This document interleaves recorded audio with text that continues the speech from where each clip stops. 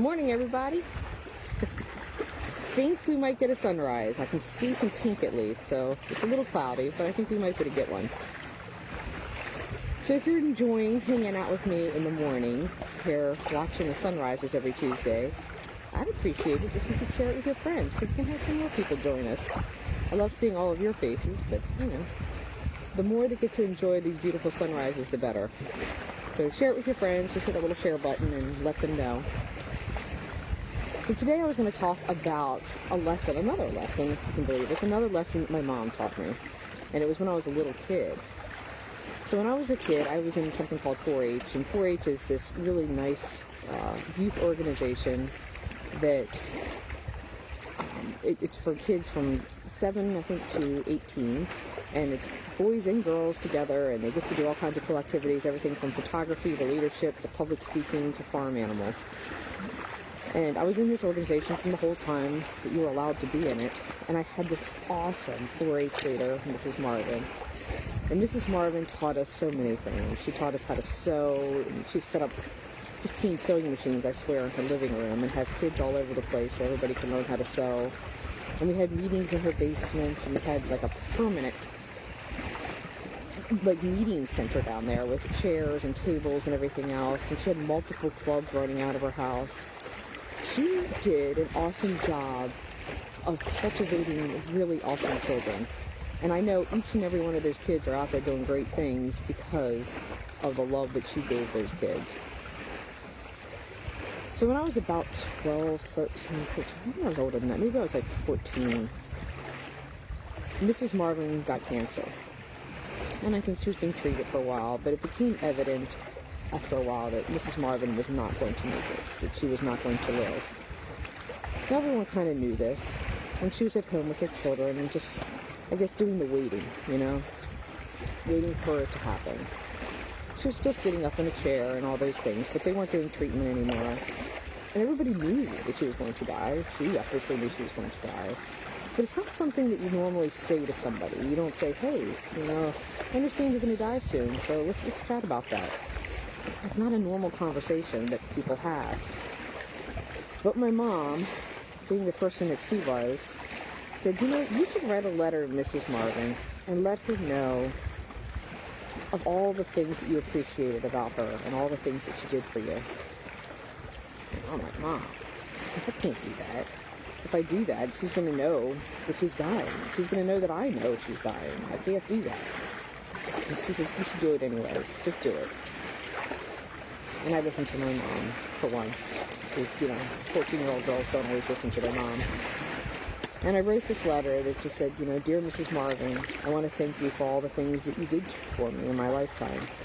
And I started listing them, and the things that she did, and the difference that it made in my life, and why it mattered to me. And I was a couple pages long, which is pretty long for a 14-year-old girl to write. And I sent it to her. And her daughters told me that it made a big difference in her life. So much of a difference that when she died, I don't know, it was a couple months later, I guess. Dash, so funny. He just licked the camera. Here comes the sun. It's peeking. Oh, we are going to get a sunrise. Yay! How exciting. So much fun. They asked me to read that letter at her eulogy, or at her funeral as a eulogy. And so I did. That was hard. I didn't realize it was going to be that hard. I was great. Thought I was fine. I'd done public speaking. I wasn't afraid to stand up in front of the people. But the second I said, Dear Mrs. Marvin, I looked down at her casket, and darn if I didn't just start crying like a baby, and now have standing up in front of everybody, in front of the very front of the church, crying, and I can't get my words. I can't. I can't get my words to come out. I'm just crying. So one of their daughters comes up and she kind of holds my hand, and I get it together, and I do read the letter. And I read the letter to the entire congregation, and the entire congregation got to hear what a great woman Mrs. Marvin was, and what a difference she made in my life and so many young adults and children. And typically, great things like that are read at people's funerals. And people say, man, if she could just hear all the great things that people thought of them while they were alive. And guess what? We should get that chance. We can tell people what they mean to us before they die. And they don't have to be dying in order for that to happen. There's nothing wrong with writing a letter to somebody and saying, hey, I just want you to know the difference you made in my life. And thank you. And it doesn't even have to be anything major. It doesn't have to be somebody who's monumental in your life. It could be somebody who every single day has checked your groceries out, but every time you went to the grocery store, they were pleasant and nice. And they made a difference in your life. Write them a little note and say thanks. It really might make a big difference in somebody's life. So that's kind of my message for today.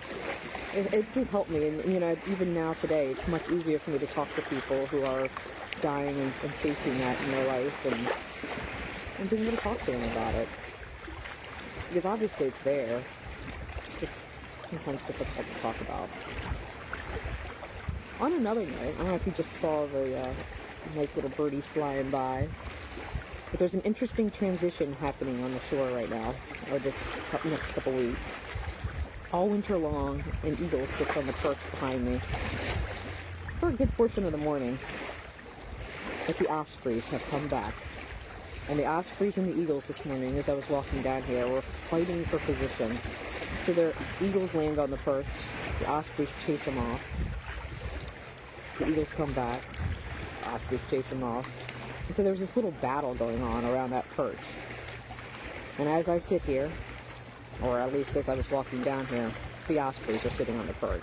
They won. And the eagles will be back in the fall and sitting on their perch again. I don't know where they go in the summer, but they exchange perches. So I'm going to give the sun a few more minutes to rise, watch some waves.